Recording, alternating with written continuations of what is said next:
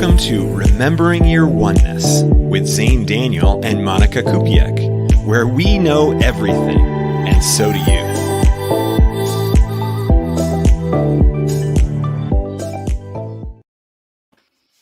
Yay, we're back. Aloha, everybody.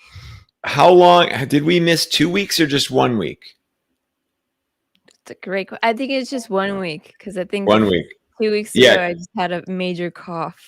Right. So at the beginning, so during that show, you would have to stop and cough. And then last week, what happened to you? What was going on? I almost lost my voice, and it was just really bad.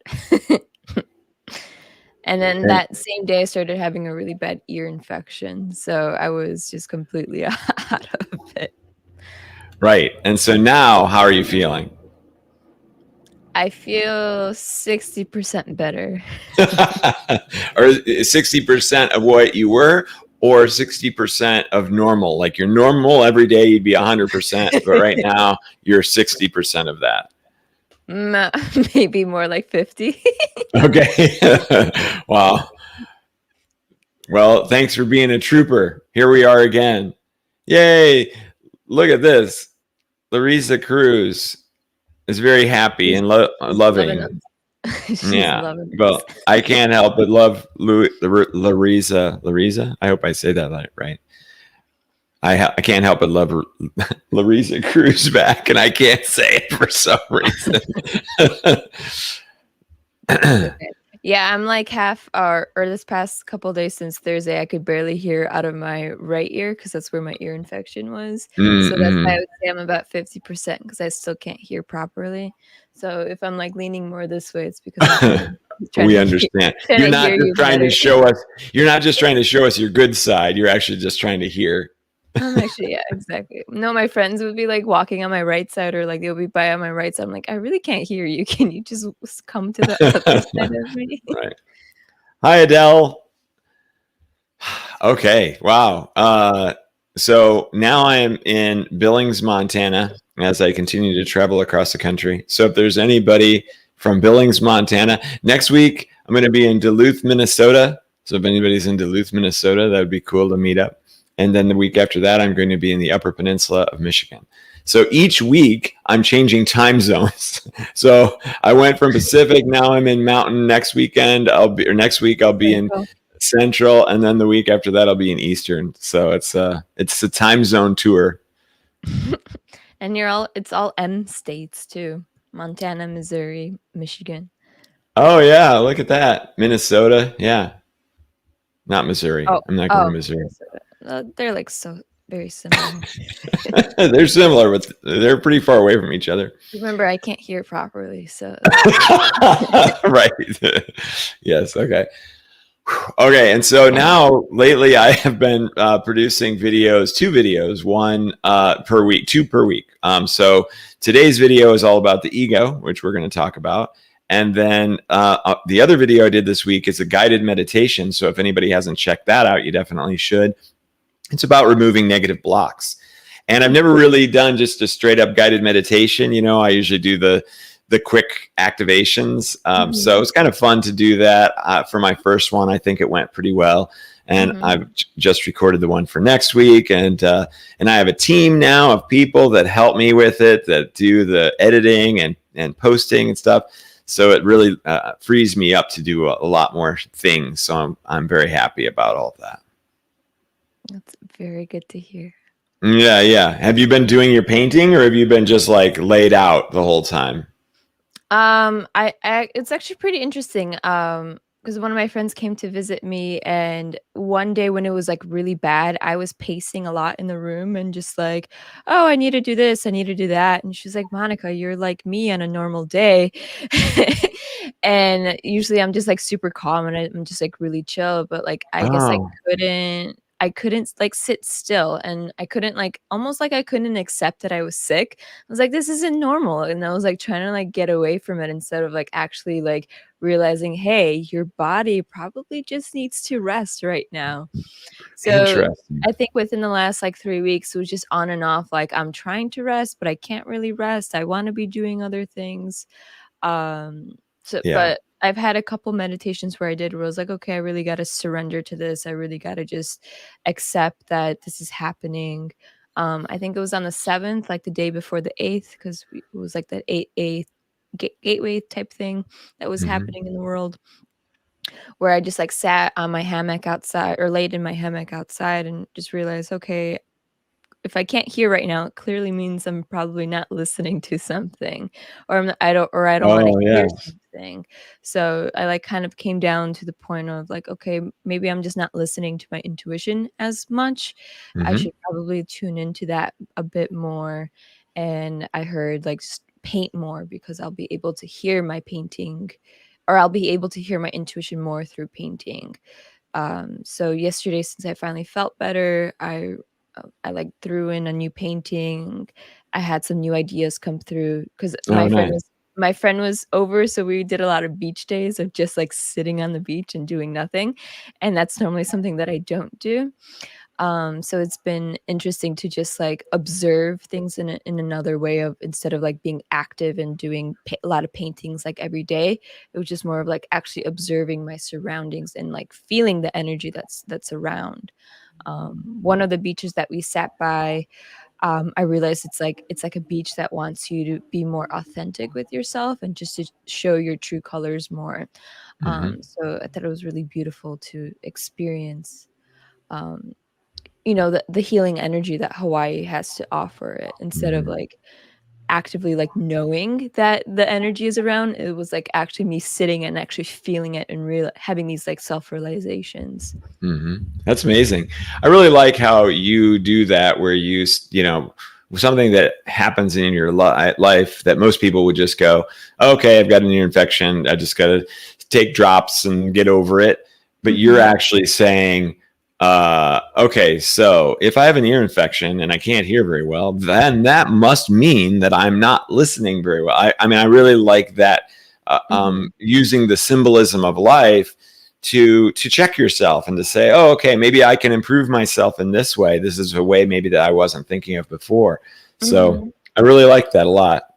Yeah, and then well, when my mom found out that I have one, she was like, "Oh, go look at Louise Hay, like, affirmations," and one of them was about, like, your parents are like, argue, like, their parents are arguing, and I'm like, "Well, I already accepted that, so there's no way that that's connected with my ear, but maybe there was, like, something still, like, lingering on or maybe just some sort of, like, ancestral, like, lineage that I, like, cleared because last time we talked, like, I came back from Chicago, and I was feeling really, like, more, like, empowered, it's like, I finally accepted the way that my parents are, accepted, like, just me just being there, and I felt really good, but it seems like my body, like, shut down because it was maybe it had such a huge clearing where it was like, "Okay, we now have to release it from your body through, like, this cold that you're having, because whenever you do Reiki or have a deep clearing, like, your body releases through a cold, and I just needed to, like, actually accept that this was my, like,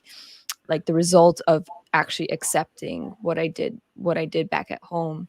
Mhm. And then the ear was just like, okay, now it's just like another level up, like where you need to listen even further to your intuition to start, you know, downloading more information or just going through what I need to do in order to serve others better. Yeah, that's great. Yeah, I love that. Okay, so should we? Well, okay, I want to say hello to a couple of other people. Hello, Amy. Thanks for joining us. And good morning to Jill in Australia. Wonderful. It's morning for you, and it's not morning for me anymore. But it is still morning for Monica because she's in Hawaii. So you guys, 9 a.m. 9 a.m. yeah, over here.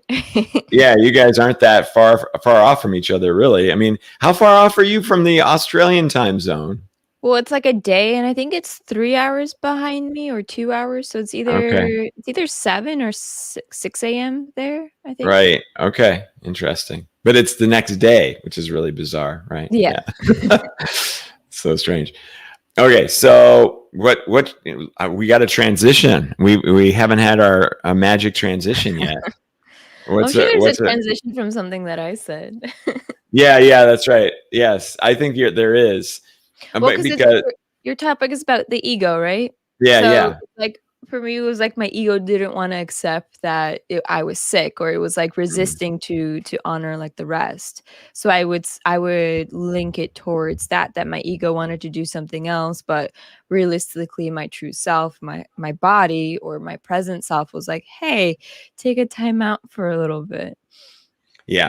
And I think that's probably why the cold might have prolonged for so long, because I just kept resisting it. I know, like, Mhm. for the first week, I was resisting a lot of the symptoms, and I was like, "There's no way I'm gonna be sick. I don't wanna be sick." But that's literally my ego voice, because my spirit voice would have been like, "Okay, we're feeling a little down. Let's, like, take it easy now." But I Mhm. wasn't I wasn't listening to that. Right. Right. Okay. Yeah. And so I love the ego voice versus the spirit voice, and I talk about that quite a bit in the video. But even to be before we talk about that, it's important to understand what the ego is, because a lot of people believe that it's like just this negative part of you, the selfish part, the grandstanding part, the one that wants to take the selfies and get the likes on Instagram or whatever.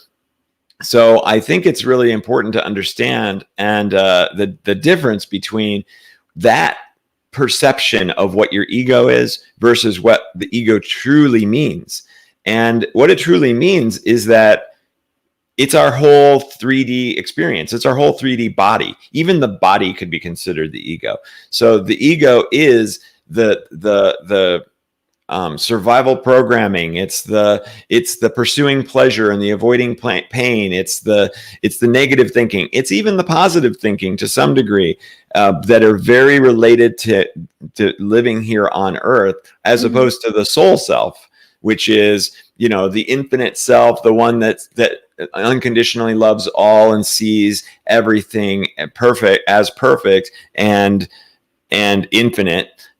So we often look at the ego as something bad, but it doesn't really have to be, because we're here to have this egoic experience. We're here to be in separation, to believe that we are these limited beings that will cease to exist when they expire, and that all of that brings to us all these different emotional opportunities and experiences, and this interaction with other egos, so that we can discover things and be surprised and have all the different experiences that are possible when we are separate. So when we're not remembering our oneness, when we are these separate beings, that's our ego. So now, yes, there are thoughts that are like more egoic, that are more separate, but ultimately, just existing in this 3D world means that we have an ego that we're using to do that. Yeah, and I like how you said that, the ego is also the positive thoughts, because there definitely are. I think that's the major trick, is to catch that type of lingo that you have with yourself. Is, you could do so much positive thinking, but that could just be your ego being like, "Oh yeah, I'll just do a positive affirmation, it's gonna fix everything," instead of actually feeling more deeply into that emotion, or whatever it's like, whatever that's going on. Because I literally had that with my experience too this past couple weeks. It's like, "Oh no, like I don't wanna rest, or I don't wanna do that," and that could have been just like, me just talking to myself, like, in a positive manner, like, "I'm gonna get through this." But that's really my ego saying, like, I wanna get out of this. Like, we're not gonna be present right now. We're not gonna fully immerse ourselves in this sickness. We just wanna get away, or we just wanna escape from it.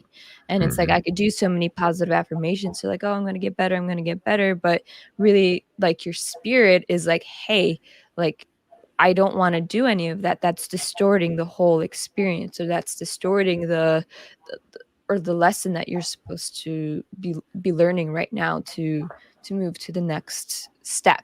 But to move to the next step, you gotta first accept that, "Hey, this body right now is, like, shutting down, and it needs to recharge in a more peaceful manner than wanting to escape." Mhm. Right. I want to say hello to Kirath from South Africa. Hi, Kirath. Yeah, and so what's really interesting is that what you were starting to talk about there a little bit was the pursuit of pleasure and the avoidance of pain. I talk about this quite a bit, that this is our primitive thinking. This is our survival thinking. And when we are in pursuit of pleasure, then we are doing survival things. We are being very egoic, obviously, because we are trying to achieve pleasure for ourselves. Mm-hmm. And that pleasure may come in the form of just drinking water because we're thirsty, or from eating food because we're hungry. But it can also come in all kinds of weird and twisted ways as we get more and more complex. What is pleasure? And each person experiences something different for pleasure. Maybe it's watching a movie. Maybe it's having an aquarium. Maybe it's, poisoning someone, right? Like there's all kinds of weird, horrible things that can eventually get twisted into what is pleasure. And this is an egoic experience. And the same thing is of avoiding pain. We're trying to avoid a negative experience. We don't want to hurt. We don't want to be uncomfortable. We don't want to be sick, right? We don't want to suffer. So these are egoic kinds of pursuits. And I talk about this, and it's kind of like the monkey brain is what I'm essentially talking about. And in some people in my courses will say, "Oh, so are you talking about the ego?"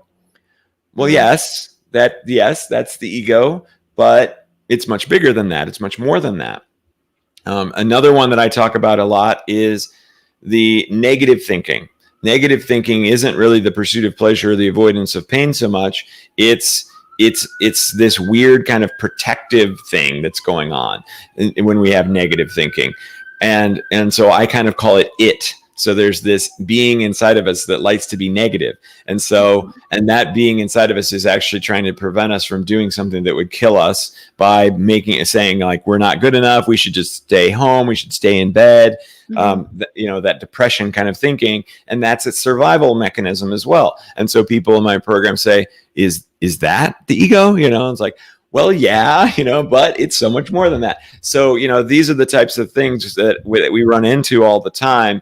And when we need to, I want us to separate ourselves from looking at ego as so bad. And we need to love the ego just as much as we love all and love everything. Because if we despise the ego, then it's very difficult to unconditionally love ourselves. If we say, "Oh, yuck, I don't want that ego thing anymore. Get that thing away from me," mm-hmm. then we are not unconditionally loving ourselves. But the ego is something that's beautiful about us, and it should be unconditionally loved, which of course means without condition. So even if it's saying something or doing something that's kind of gross and we don't really like it, it's still something amazing and something beautiful just because it exists, and it exists as part of us. Yeah. Well, the ego is also just, it's kind of like I would say, like your partner in crime in a way, because he or she is actually guiding you towards your authentic self. Because once you start catching yourself in your ego mindset, or your drive is more like through those, through those egotistic manners, like through why can't I think of these words now? Like if you're doing it towards not like guilt, but or greed. Like if you're doing something more in a greed way, then it's like, okay, you're eventually going to catch yourself that you're doing this in a greedy manner, maybe. But if you didn't have that greed, you wouldn't be able to realize that this was actually your mission here, is to figure out why you're driven by greed, or why you're driven by this other egotistic like characteristic. Because like you said, we're here to have this ego experience, and if you don't have these ego experience, you probably wouldn't even be here. But if you're realizing and growing from these characteristics that you're becoming aware of, it's basically guiding you towards your authentic self, or you're realizing what's more authentic to you and what isn't. And I think that's like the fun mystery of life, is just to kind of like, trial and error. It's like, oh, okay, I had this emotion today. Did it actually serve me in a good positive way, or did it serve me in a negative way? And like, I feel like greed could also have two faces to it, because if you're not driven by money or whatever, you won't be able to help other people without having that bucket full of abundance of money per se. And it's like Mhm. sometimes you might have resistance to having that abundance of money, and that's also your ego just dropping you because, yeah, if you're in a spirit body, you shouldn't want to have money, but that's I feel like that's also your ego voice telling you telling you Yeah, that.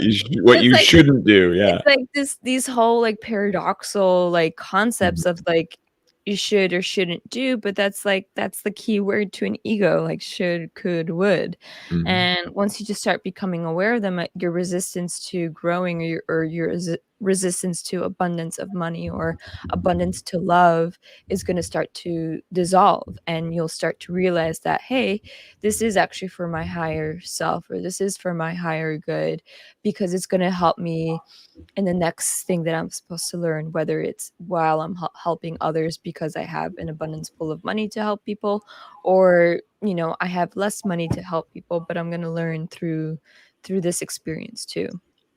Yeah, absolutely. Yeah, you said a lot of great things there. And one of them is this whole thing where you were saying that, and we run into this all the time. We do this to ourselves constantly where we say, well, I will have a family when I have the money and the secure job, or Yeah. I can't help others. I have to help myself. I don't have enough money to help even myself or whatever. Mhm. So this is very classic thinking. And what it does is it just perpetually puts off this thing, and you'll never get to it because you'll never have what you think you need in order to feel comfortable. And so then what happens is you're on your deathbed and you go, well, I guess I should have had that family because I didn't end up getting what I thought I needed, but I don't think maybe I actually needed that. Mhm. So that's just kind of a cool thing that you were kind of saying in there. And I like how you talked about it could be that the reason that you won't help others unless you have enough money is because you're greedy. like like most people wouldn't think of it that way. They're just like, no, I can't help others because I don't have enough, right? Like they don't go, oh, I can't help others because I'm greedy and I don't have enough money to Mhm. satisfy my greed, right? You just don't say things like that. So I like that as another opportunity for people to really check themselves and say, am I not helping others because I'm, what's the reason? Why are you not helping others? I mean, really beautifully, a beautiful question. And if you are helping others and you don't have money, then, oh my gosh, wonderful, fantastic. Congratulations to you. You are an example and an inspiration for us all. And Mhm. but and then that inspiration can be used by everyone. Okay, so we're touching on a really cool topic for me because the comic book that I wrote, this is the theme of the comic book. The Mm. main character is a greedy corporate analyst, and he has this transformation moment where he realizes that he could help others and it would be way more satisfying. So he goes off and starts doing that.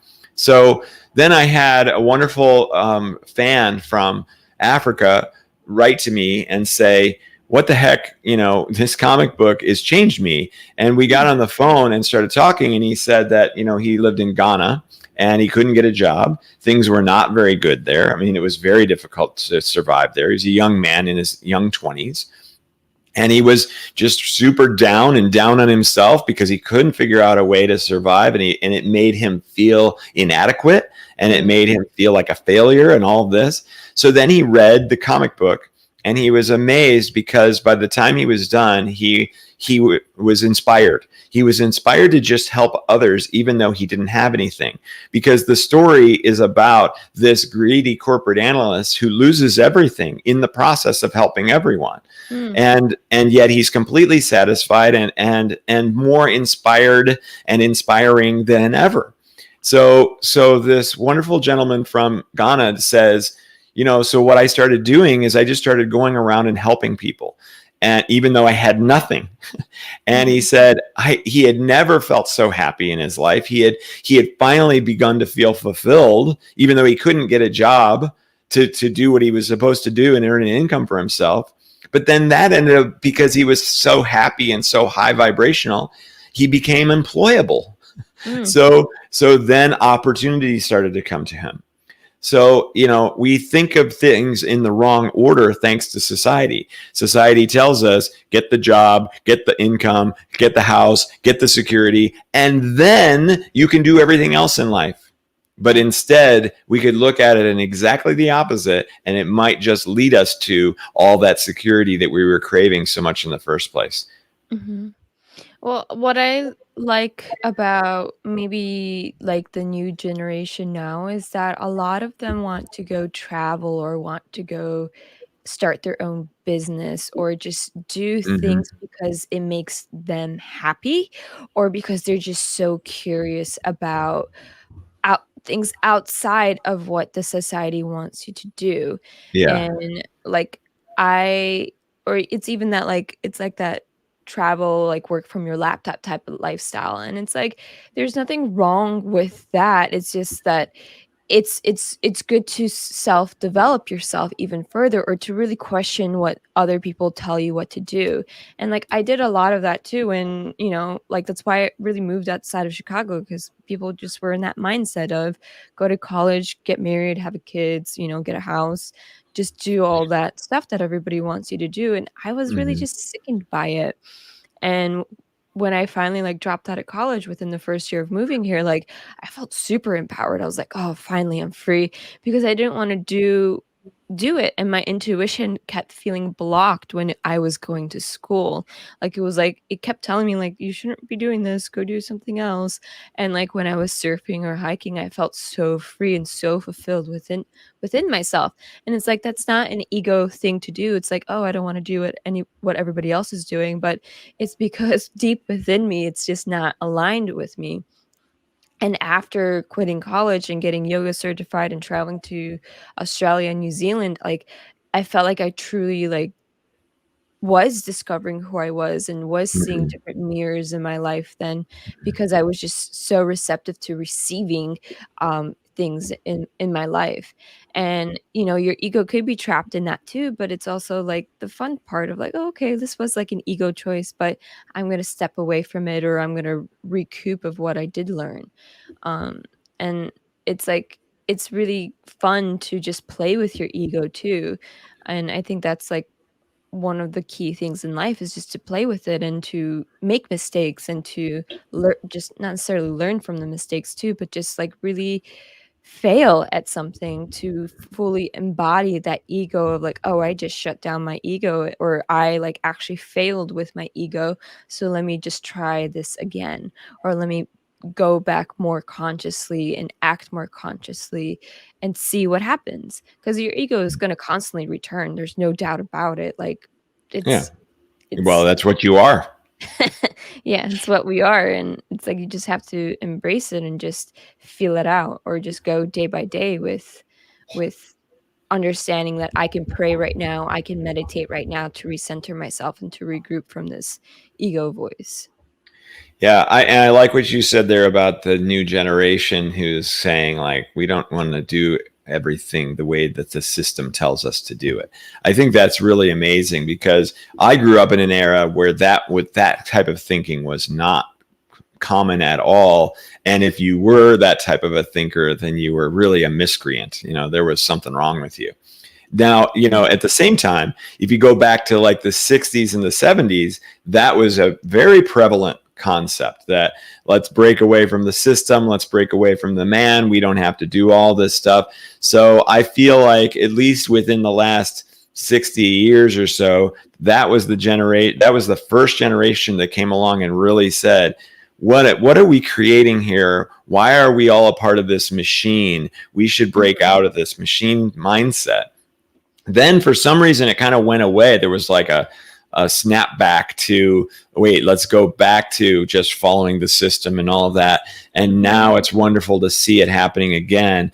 And this time it isn't just hippies in vans, right? It's like a right, much larger group of people that are saying, really, and part of it is because of college prices being so high and mhm, some other the internet as being so big that I think is really creating this opportunity for our entire society to say, well, let's think about another way to do this. There might just be a better way.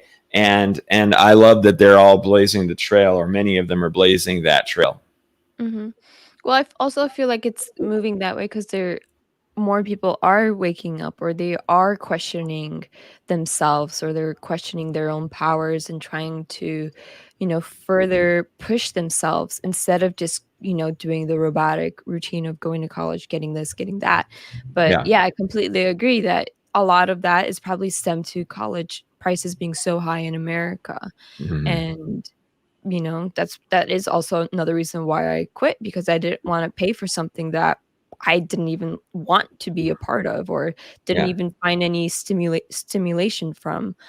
Right. Um, and Yeah. like I Because it's remember I dropped like a lot of money for my yoga training, but I was like, I know I'm gonna feel good after this. I know I'm actually gonna feel right. empowered, or learn something from it, because it's something that I love and something that I want to dive into. Right. Yeah. I mean, I go to coaches a lot, and you've done the same Mhm, thing, Monica. So, going to coaches and getting coached is at first expensive. So you go, mhm, oh my gosh, I'm going to spend $5,000 to have this person teach me how to create a class or whatever. And you yeah, think, geez, that is ridiculous. But if you think of it in comparison to college courses yeah, that are going to cost you $120,000, and yet is that really going to give you the same value that you get out of that coaching experience? So I could have taken all that money that I spent on college a long time ago, put it into mhm, coaching, and I'd be so much further along. So mhm, there's just new ways to do things, and we have to just be open to them and not be afraid to spend money on things other than the big system corporate driven processes that haven't really been serving us very well for a long time. yeah. I don't know how we got off on this. This doesn't have anything to do with the ego, but I like the discussion because it's certainly interesting. So Keyrath says he went through the cycle of being employed on a 3-year cycle, decided to dive off the corporate world into Reiki healing, and found a certain calmness in being a healer. And yeah, absolutely. That's that following your passion instead of following the fear-based model. The fear-based model is I have to go to college. I have to I have to work in the corporate world in order to make enough money to survive. And Mhm, Keyrath said, heck with all that. I'm going to go ahead and get Reiki training and see where it leads me. And being fearless and excited about where it could lead you is much more empowering. mhm. So now I'm trying to figure out how to bring this back into ego. Uh, well, Well, and that is, oh, go ahead. yeah, I was Well, going I to was say, gonna say, like, when I did my Reiki thing, I know I had, like, a little resistance to it, because I one of my friends was like, "Oh, you should," because I would do Reiki on myself, or energy stuff on myself, and my mhm. friend would be like, "Oh, you should try it on me. If you could do it on yourself, I'm sure you could do it on someone else." And when I did it on him, I started seeing, like, his chakra colors, and I was like, "Oh, I'm kind of interested in this now." And when I, like, looked up when, like, a Reiki training was coming up, it was, like, within, like, a week or 2, and it was already closed, but, like, I had done, like, a healing session with this lady, and so I, like, emailed her and I got it, but, like, my ego came through and I resisted, like, "Oh, I don't think I can do this," or it's, like, it's Oh, still there even when you're doing something so-called spiritual, or when you're, like, doubting your own abilities. And when I went to go do the Reiki training, it was almost like a confirmation of, like, "Oh, I can do this," but there's really these certifications sometimes are even like an ego block, because you already have the power within you to do these things, but you're just, like, getting yourself validated through a piece of paper. And, it's right. just like the show, it's like remembering your oneness, and these trainings kind of just help you to remember yourself, and to remember that deep down you have this. And I even had this dream last night. I even, like, woke up and, like, wrote it down, where I was this, like, different we were just, like, at this different universe, and I was supposed to catch this, like, butterfly or this fly, but nobody knew how to catch it. It was, like, the most hardest accomplishment to have. And so what I did was I tried to catch this butterfly or fly, and I started chanting love, and I started chanting love, and this butterfly or this fly just stuck with me, and like sometimes it would go away, but I would try to feel it in my power even more, chanting love, chanting love, chanting love. And when I finally had to go put it in the box, which is what the task was to do, it kept going away, but I kept like chanting love, and it became so like powerful. There were so many different colors, and I like completed the task. And people were like, "How did you do this? How did you do that?" I was like, "I don't know, just love." Like love was able to catch this creature, to catch this thing that nobody could able to do, and I embodied it, essentially. And then because I did that, I was able to like get like the full like power of strength or something like that. That was like the accomplishment of like getting it. But it was almost like you're shedding like your ego tells you you can't do this, or everybody or around you is telling you can't do this because it's never been done. But then like you overpower your ego through realizing this is within me, I can do this, and you're able to transcend past anything through love. Mm-hmm. Absolutely. Yeah, that's a really cool, like, symbolic dream. And so I do think that we should start to talk about now, how do we transcend the ego? How do we step into the soul self, observing everything in the world and in interacting with the world more and more as your soul self? And the first thing I have to say, though, is, do you really need to transcend the ego? Not everybody does, and it's totally fine. It's still a valid experience. It's still a valid source experience to be completely ego based. And what am I doing with that? I'm closing my eyes because I'm not waking up. I'm just doing my ego based activities. And so if you see someone else who's being very ego based, I want to warn against judgment of them, because they are perfect beings of light, just like you are, and they have chosen to follow the egoic path. And that's totally beautiful, and that's what they're here to do. So acknowledge that first and unconditionally love them, and all of them, all the crazy people in this world that are not awake yet and that are just following the egoic path, because they're doing exactly what they're supposed to be doing, and they're bringing a service to us as these separate beings of oneness. So from that point, now I say, okay, so if we don't want to just be blinded by the ego, then we go back to the pursuit of pleasure and the avoidance of pain. Do we want to just be in that mindset of, give me the next pleasure, give me the next pleasure, give me the next alcoholic beverage, let me get a donut, let me do just drive really fast so I can feel the adrenaline rush of the speed of the car, whatever your pleasure experiences are. All I would suggest is to just be aware of them. And one of the things that I do in my class on one of my weeks is I say, okay, everybody, you're going to write down every single desire that you have. Every time you have any desire at all, I want you to write it down. You won't even be able to sit there for very long before you'll have a giant piece of paper filled out with all the desires that you have, because you constantly have desires. And that is a very egoic experience, to have those desires. So why do I have them write them all out? So that you can look at that list and go, well, which of these do I really actually want to do? Which of these are really actually important to me? There's actually a whole bunch of throwaway desires that aren't really going to bring me fulfillment, but I'm finding myself dominated by them. So just being aware of them allows you to say, well, wait, I don't want to just pursue all this crap. I want to pick a few. And then you have discernment over that, which means now you're starting to bring in that soul self who is observing the ego self and going, oh, look at the ego self. It wants some ice cream. It wants to drive fast. And so what are we actually going to do instead? So that's my first piece of advice for that. Which was to, what was to just observe your own desires, desires. To just observe them and then decide which ones you want to pursue. Because I teach yoga nidra, which is like the sleeping meditation. And a lot in the beginning is to set your heartfelt desire. So you kind of like go through it. But what's cool is that at the end of your practice, or at the end of the practice, you bubble up the heartfelt desire again, and you see how it maybe has shifted, or has like maybe it has stayed the same. And usually at the end of the meditation, you actually realize that, oh, that desire actually wasn't really what I wanted. It was more of just like a desire of like wanting this or that.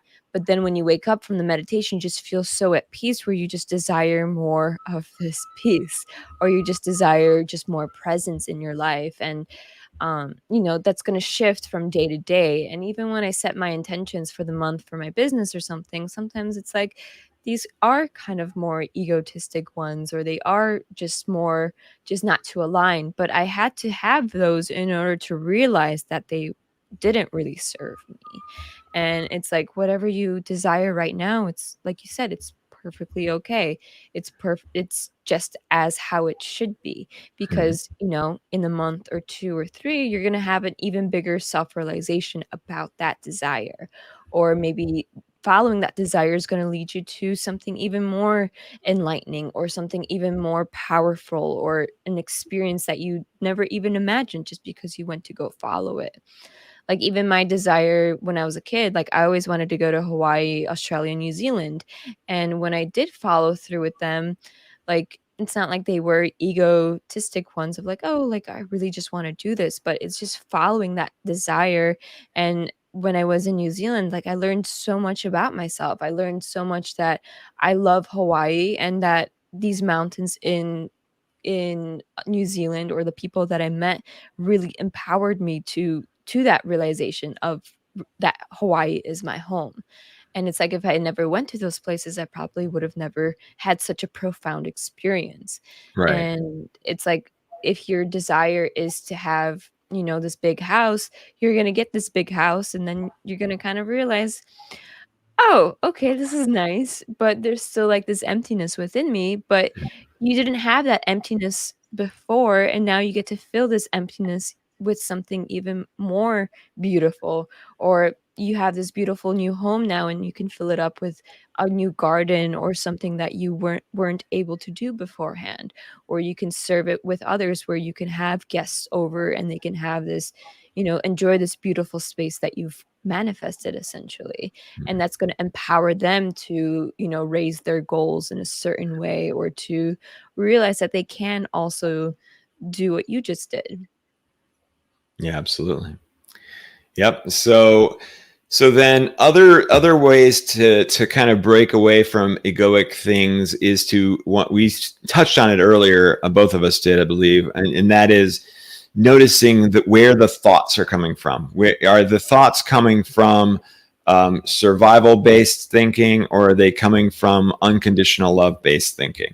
Are they coming from judgment thinking, or are they coming from again, unconditional love? So that's generally the spot that if you want to move out of egoic thinking, the best place to go is unconditional love, because that is your soul self. And so a lot of times people have trouble with unconditional love because they are still in the ego mindset. So they are still in that person treats that other person, or that animal, or that whatever horribly, so I cannot possibly love that person for doing that to that animal or victim. Yeah. But that is an egoic concept there, where you're saying that person is bad, judgment, and I can't love them, judgment, or pursuit of pleasure and avoidance of pain. And so the best way to go is to try to figure out a way to be able to look at that torturer, maybe, and say, I can love them unconditionally anyway. And sometimes that's very difficult to do, because you're in egoic thinking, and you're saying, oh my gosh, I am empathically feeling for their victim, whether it be a person or animal again. So how do you do that? Well, you recognize that you are them and they are you. You recognize that they are beings of light just like you. You recognize that they have an incredible soul self just like you, but they are stuck in the egoic mindset, which is totally fine. That is their experience on this planet at this time. And we look at the victims and we say, ugh, all right, crap, how can I be okay with all of this? And it's because of the soul contract concept, that they signed up for this victim experience because they're just you trying out all the experiences that are possible. When you can start to look at this even at a logical level, like I just broke it down and described it, then you get closer and closer to saying, oh, I can be at peace with everything. I can unconditionally love all because it's all me. And how else could I feel about this but to love all that I've created and all that I truly am? So that once you again logically feel this way, then eventually the emotions are going to follow, and you're going to start to release some of the anger that you have about this, or the frustration, or the disappointment, or the fear that it could happen to you, or all those things, because those are again all ego based. And the more you spend time in unconditional love based thinking and then feeling, then all of a sudden new possibilities open up for you. And you've accomplished that thing of transcending the ego. Yeah. Well, also, like when you're talking about unconditional love, and if someone's having difficulty, experiencing that, I feel like the first step is actually grounding yourself. I think it first starts with actually like really rooting yourself into the earth per se, by doing the things that you love that help remind you of your true essence, because then you're able to feel that frequency of unconditional love. Because when I'm surfing, or when I'm hiking, or when I'm painting, I can more easily feel that unconditional love. And like the past few weeks, I actually haven't been painting that much, or I haven't been doing a lot of the stuff that I love, just because I've just been so much like pain and just like the sickness that I'm having.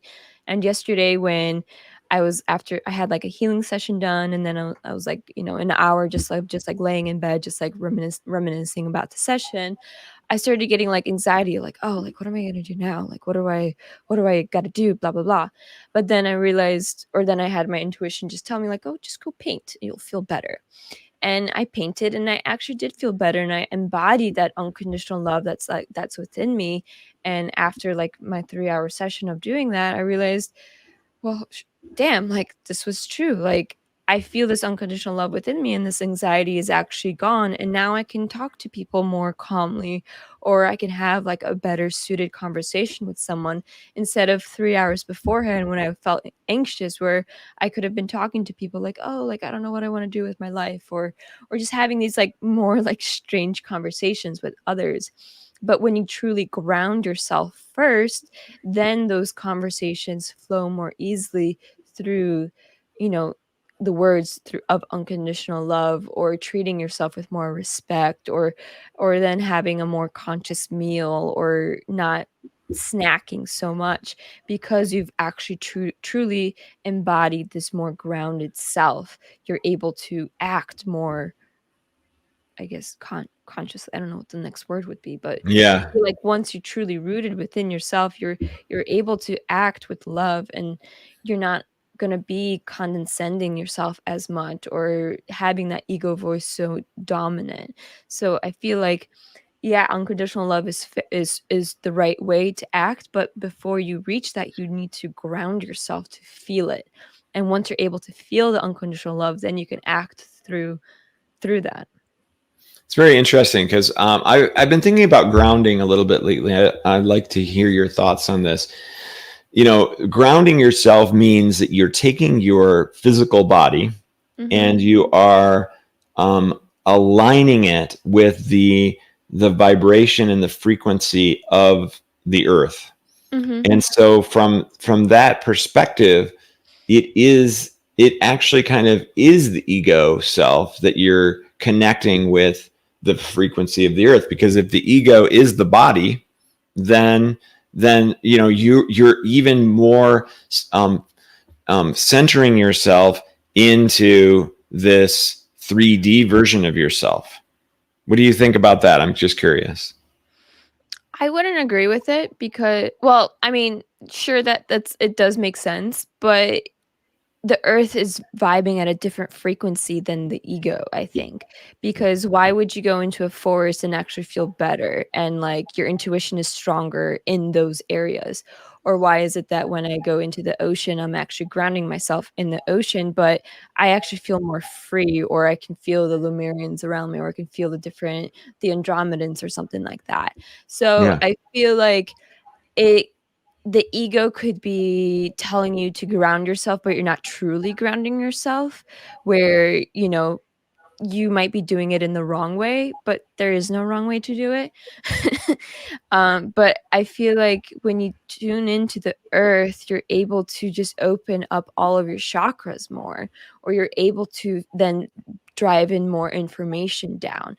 I mean, everybody does it differently. I like using earth just because it's what's helped me.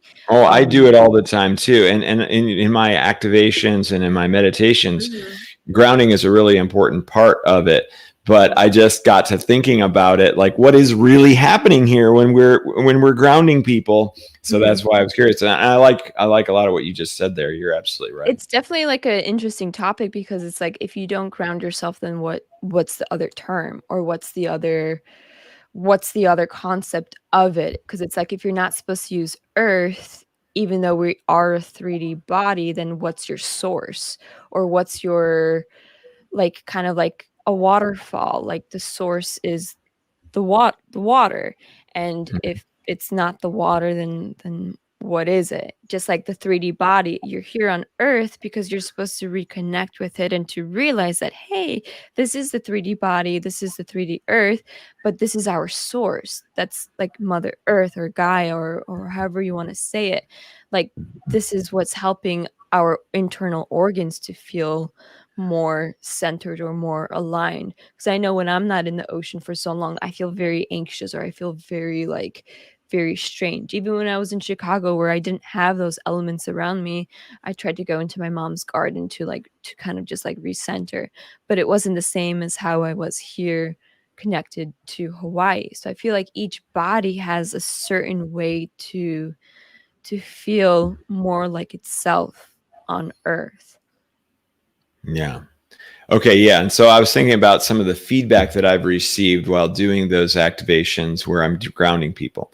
One Mhm. of the ones that I remember was someone saying that, yeah, because when you do your activations, I feel like I'm floating through space, and I get very almost like lightheaded, or I don't know what the word was, but she said that the grounding kind of helped her feel more, I'm using terms like in her body, which is Yeah. egoic, and and less floaty. These words. This phrasing is very strange and hard Mhm. to get across. But I thought that was interesting. And then another one that I did, we all, during the guided meditation, we all ended up on another planet, Mhm. and I had everybody ground to that other planet, and that was really fascinating because I got feedback. Like one person said something like, "That was terrible. She wished she'd never done that," and everybody else was like, "That was the coolest experience. I felt connected to Mhm. another world." Mhm. So there's just so many different things. I want to hear what you have to say about all that now.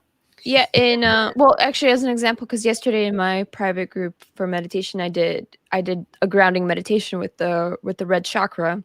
Hmm. And what I did, were when I was guiding it, I could literally feel my feet being rooted to the ground, or to like the surface. And usually I tell people to lay down and to sink further into the surface that they're on, and to like think earth from below, or to like bring in like a memory of being in nature to help ground you.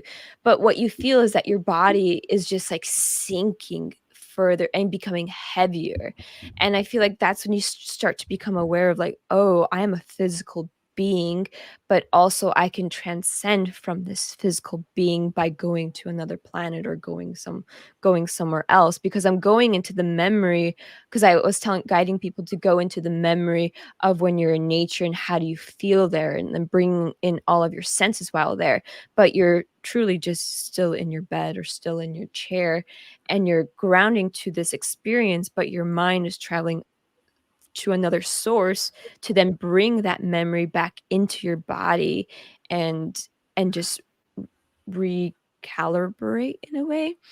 But also with, like, going to another planet, because I've definitely done meditations where I go to the moon, or I go to the Andromedan galaxy, or somewhere completely new that I make up on the fly, because that's just what I see and what I feel, and then Right. I guide you through that. But those are also very grounding, because maybe at the time your spirit is, like, wanting to connect to those places, to actually then be able to see and feel Earth with a new perspective, or with new open eyes, because you had a profound experience somewhere else. You're able to then become more receptive here on this Earth. And I feel like when you're more receptive to Earth, you're then able to guide people in a different way, or because you freed yourself, you're more likely to want to tell someone, like, hey, I tried this meditation and I felt very free. Maybe this is something that you need to, because you've been so stressed. Because the number one thing that people on earth have is stress. Because I had stress the past couple of weeks, and Yeah. my body shut down. And, Right. like, even though I meditate, like, almost every day, like, everybody still has to experience this. And as much as you try to go to these other planets, I feel like sometimes it's almost like you're trying to escape Earth when you're trying to learn from Earth, because you chose Earth to learn from Earth to its fullest. And if you're constantly going outward and outward and outward, you might kind of get lost.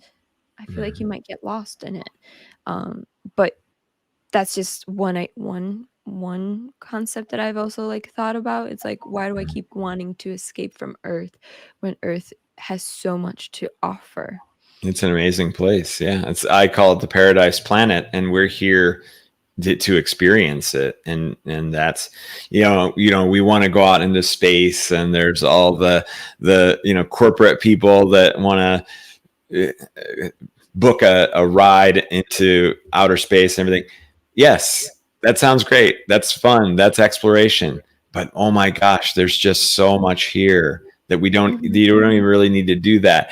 That's an adrenaline seeking. And when you go into nature, you're not seeking adrenaline. You're Mhm. seeking peace, and you're seeking the animals and the plants and the trees and the mycelial network and in Yeah. grounding and all of that sort of thing. And for many, that sort of peace is millions of times better than the adrenaline of being rocketed into space. Yeah. Well, it's also just going back to how you had one person say that they had the worst experience going into that other planet. It just could Yeah. mean that they just weren't ready to experience that, or it Yeah. wasn't their time to go there or to feel that. Or maybe there was just something within them that they were resisting to know, that there is actually something beyond this Hmm. this self per se. Right. Sometimes they can, they can actually scare you, because there's definitely some meditations that I've done there, I just get freaked out, and I'm like, "I don't wanna do this." Or, it's just like a spook, because it's like you feel a truth within you, but you don't want to accept it. And I feel like when you do more things with, like, the earth or with nature, you're able to open up yourself to your truth in a more gradual, subtle way, versus just getting shot out into another planet. Yep. Because that could also just be scary, because you're doing it's kind of like doing DMT, where DMT just, like, shoots you straight to your source, and it's like, "Ah," like, I didn't expect it to go that fast. But, like, Yeah. ayahuasca is just very, like, gradual, very smooth, very slow, and Mhm. then you eventually get to the messages that you're supposed to. But it's a very loving, very earthy, very, like, let's just take our time and get there. And Yeah. then if you resist, then you won't really get there as quickly. But DMT, it's like you have no say in it. You're just going You're straight. just You're shouting. just Yeah. going straight there. So that person Mhm. that said that they didn't have a good experience could have been like they didn't have Yeah. the quick transition or the easy transition to get there Right. versus the other people where they were following along and they were up to speed with where you were guiding them. Yeah. Yeah. No matter, everybody's experience is valid. And so I wasn't looking at their disdain from it as actually anything bad. It Oh was yeah, no, exactly, for sure. it was exactly what they needed to experience. And you're totally right that the DMT, I often say the DMT is like ayahuasca, but fast forward. It's like the fast forward version of that, because it all takes place in 10 minutes as opposed to 4 hours. Yeah. And you get, I feel like you get the same amount of content just in 10 minutes as opposed to 4 hours where you actually have time to process it all. Yeah. Yeah, it's very even ayahuasca, it's a plant medicine, and it came from the earth. And this is like, if a plant medicine can show you way beyond that there is something to earth helping you or guiding you towards your ultimate self or your true self or your source, your oneness type of thing. And it's like you're here on earth, and this is where you got to start. And it's just how I view it. Exactly. All right. Well, this was a wonderful one. We really covered a lot of neat stuff that we don't often cover all the time. So I liked the ego, the grounding, and all that. So, and that was a quick hour, I would say. It was a very quick hour. Yeah. All right. Well, I want to thank Kirath and Amy, and we had also, it just says Facebook user, but I saw the name. I've already lost it. It's too bad. And Jill and Adele and Larisa, thank you guys all for watching. And yay, and Amy, love the company. Yay. We love your company too, Amy. Okay, everybody. I love you all unconditionally. And we'll see you. We can doing it next week? Probably. Yeah. Yep. Okay, very good. We'll see everybody next week. Aloha.